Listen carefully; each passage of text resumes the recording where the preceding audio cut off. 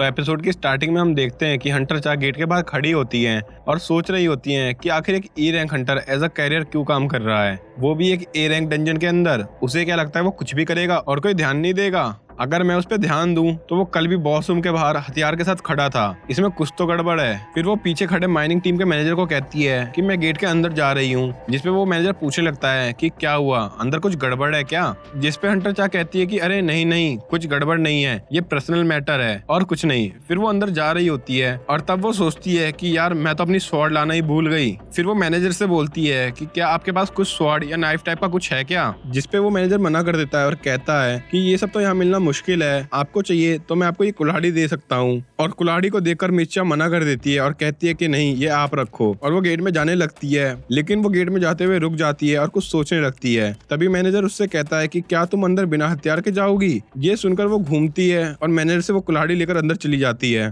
फिर हमें गेट के अंदर का सीन दिखाया जाता है, जहाँ जिन्वू और स्ट्राइक टीम हाई ऑक्स के सामने खड़ी होती है और यहाँ पर सभी हाई ऑक्स अपने वेपन को जमीन पे जोर जोर से पटकने लगते हैं, जैसे उनके सामने कोई गेम चल रहा हो। और इतने सारे हाई ऑक्स को देखकर हंटर सोचने लगते हैं कि अगर ये डंजन ब्रेक हुआ तो ये तो बड़े से बड़े शहर को तबाह कर सकते हैं। और तभी उनमें से एक हंटर किंग के पास खड़े 4 ऑक्स को देखकर बोलता है कि वो 4 किंग के अलावा बाकी सबसे स्ट्रांग है। और इधर हंटर क्यून सोच रहे होते हैं कि कैसे भी करके उन्हें इस डंजन के बॉस को हरा के गेट क्लोज करना होगा। और फिर डंजन बॉस अपना मास्क हटाते हुए पूछता है कि क्या तुम्हें मुझसे डर लग रहा है। और उसके मास्क हटाते ही पूरे डंजन में एक अलग ऑरा आ जाता है और सभी हंटर्स डर जाते हैं। और सभी मेज टाइप हंटर समझ जाते हैं कि आखिर ये कोई पावरफुल मैजिक बीस्ट है और इसके सामने उनका मैजिक कुछ भी नहीं है। फिर हंटर क्यून उससे पूछते हैं कि आखिर तुमने हम सबको यहाँ क्यों बुलाया, जिसपे डंजन बॉस बोलता है एंटरटेनमेंट के लिए। और वो बताता है कि वो एक एक करके सबको तड़पा के मार डालेगा।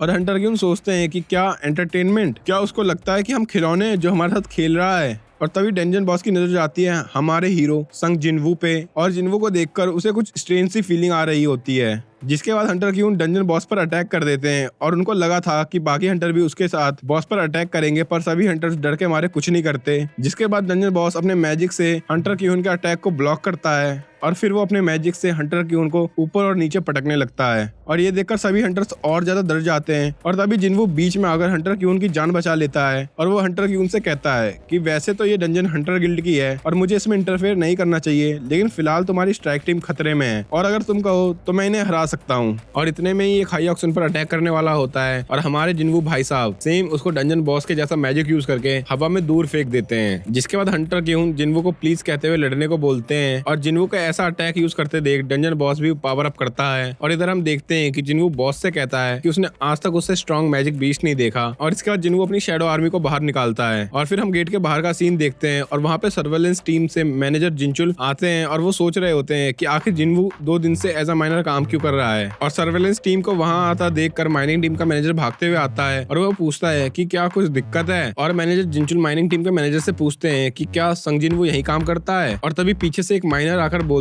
है मुझे पहले ही लगा था कि उसमें कुछ तो गलत है, वो मुझे ऐसे देख रहा था जैसे मार ही डालेगा। जिसपे जिनचुल कहता है कि इसका मतलब वो यही है। और फिर मैनेजर उसे बताते हैं कि जिन्वू स्ट्राइक टीम के साथ एज अ कैरियर गेट के अंदर गया है। जिसपे जिनचुल सोचने लगता है कि कुछ तो गड़बड़ है, पहले माइनिंग टीम के साथ काम और अब एज अ कैरियर। और क्या उसको पता नहीं कि जब से वो एस रैंक बना है तब से सर्विलेंस टीम की नजर उसी पे है। और इसके बाद मैनेजर जिनचुल भी गेट में जाने लगते हैं, पर तभी माइनिंग टीम का मैनेजर उन्हें बताता है कि हंटर चाह भी जिन्वू को ढूंढते हुए अंदर गई है। और तभी मैनेजर जिनचुल को गेट से एक बहुत ही स्ट्रॉन्ग ऑरा फील होता है और वो अपनी टीम को गेट की मैजिक पावर को मेजर करने के लिए बोलते हैं। और इधर गेट के अंदर हंटर चाह हाई ऑक्स की बॉडीज को देखकर सोचने लगती है कि आखिर कीहुन की टीम ने कैसे इतने हाई ऑक्स को हरा दिया और वो डंजन बॉस की तरफ चली जाती है। और इधर डंजन बॉस जिन्वू की आर्मी को देख के बोलता है कि तुम बेवकूफ हो जो तुम्हें लगता है कि तुम अपनी आर्मी के साथ मुझे हरा दोगे। और तभी जिन्वू अपनी एक एबिलिटी मोनार्क डोमेन यूज करता है, जिससे सभी सोल्जर्स और ज्यादा ताकतवर हो जाते हैं। और यहाँ पे बाकी हंटर सोचने लगते हैं कि आखिर ये क्या हो रहा है। और एक मेज हंटर कहता है कि उसे इतने शैडो सोल्जर्स देख के बिलीव नहीं हो रहा, क्योंकि वो बस 2 ही शैडो रख सकता है। और एक मेज हंटर कहती है कि आज तक उसने किसी भी इंसान के पास इतनी ज्यादा मैजिक पावर नहीं देखी। और फिर हाई ऑक्स और जिन्वू की आर्मी की फाइट स्टार्ट हो जाती है और भाई यहाँ आयरन और इग्रिस ने तो तबाही मचा दी थी, मतलब एपिक फाइट। और यहाँ हमारा जिन्वू अपने दोनों हाथों में डैगर लेकर इजिली सभी हाईऑक्स को हराए जा रहा था। और जिन्वू की इतनी पावर को देखकर सभी हंटर सोचने लगते हैं कि आखिर जब जिन्वू इतना स्ट्रॉन्ग है तो वो एज अ कैरियर क्यों काम कर रहा था। और अपने हाईऑक सोल्जर्स को हारता हुआ देखकर डंजन बॉस अपने मैजिक से जिन्वू पे अटैक करता है और बहुत मेहनत के बाद भी वो जिन्वू को छू भी नहीं पाता। और इतनी इंटेंस फाइट देखकर बाकी हंटर वहां से दूर जाने लगते हैं। और यहाँ हम गेट के बाहर देखते हैं जहाँ पर री-एवोल्यूशन के बाद वो गेट एक एस रैंक गेट निकलता है जिसपे जिनचुल हंटर गिल्ड के मास्टर को कांटेक्ट करने को बोलता है और वो स्ट्राइक टीम की हेल्प करने के लिए चला जाता है। और इधर डंजन के अंदर जिन्वू का माना खत्म होने लगता है, जिसके बाद जिन्वू अपने माना को रिस्टोर करने के लिए सिस्टम से एक ड्रिंक पीता है, जिसके बाद वो हराए हुए हाई ऑक्स की शैडो को अराइज करके अपनी आर्मी में जोड़ लेता है। और ये देखकर डंजन बॉस के साथ साथ सभी हाई ऑक्स चौंक जाते हैं। और फिर हम यहाँ देखते हैं कि बरूका की तरह डंजन बॉस भी ग्लिच करने लगता है। और भाई यहाँ मेरे समझ नहीं आ रहा कि सिस्टम आखिर चाहता क्या है, क्योंकि मानवा में हमने ऐसा कुछ नहीं देखा था। और ये सब देखकर खुद डंजन बॉस फाइट करने आ जाता है। फिर हम हंटर गिल्ड को देखते हैं और यहाँ हंटर चोई और उनकी मैनेजर बात कर रहे होते हैं कि अगर ये डंजन भी ब्रेक हुआ तो ये दूसरा जेजू आइलैंड बन जाएगा। जिसपे हंटर चोई कहते हैं कि अभी हम पे टाइम है, हम इसे रोक सकते हैं। और वो मैनेजर को अपने गिल्ड के सभी स्ट्रॉन्गेस्ट हंटर के साथ साथ बाकी गिल्ड को भी हेल्प के लिए बुलाने को कहते हैं। और इधर डंजन के अंदर फाइट चली रही होती है और अब असली फाइट स्टार्ट हो जाती है जिन्वू और डंजन बॉस के बीच में। और डंजन बॉस का कोई भी मैजिक अटैक जिन्वू पे काम नहीं करता। और तभी मिस चा भी वहाँ आ जाती है और वो जिन्वू की शैडो आर्मी को देखकर चौंक जाती है। और किसी भी हंटर को समझ नहीं आ रहा होता है कि आखिर यहाँ क्या हो रहा है। और अपने आप को हारता देख डंजन बॉस जायंट फॉर्म में आ जाता है और वो अपने सभी अटैक जिन्वू पे करने लगता है, पर उसका कोई अटैक जिन्वू को छू भी नहीं पाता। और फिर मैनेजर जिनचुल भी वहाँ आ जाते हैं और इतने बड़े मैजिक बीस्ट के साथ जिन्वू को फाइट करता देख उनकी तो हालत टाइट हो जाती है। और वो सभी हंटर को बताते हैं कि वो उनकी मदद करने आए हैं, पर भाई हमारे जिन्वू भैया ने पहले ही सबको पेल दिया है। और जिन्वू को सभी मॉन्स्टर को हराता देख हमारी मिच्चा तो जिन्वू की दीवानी ही हो गई। और डंजन बॉस को हराने के बाद जिन्वू उसकी शैडो एक्सट्रैक्ट कर लेता है और ये देखकर मिच्चा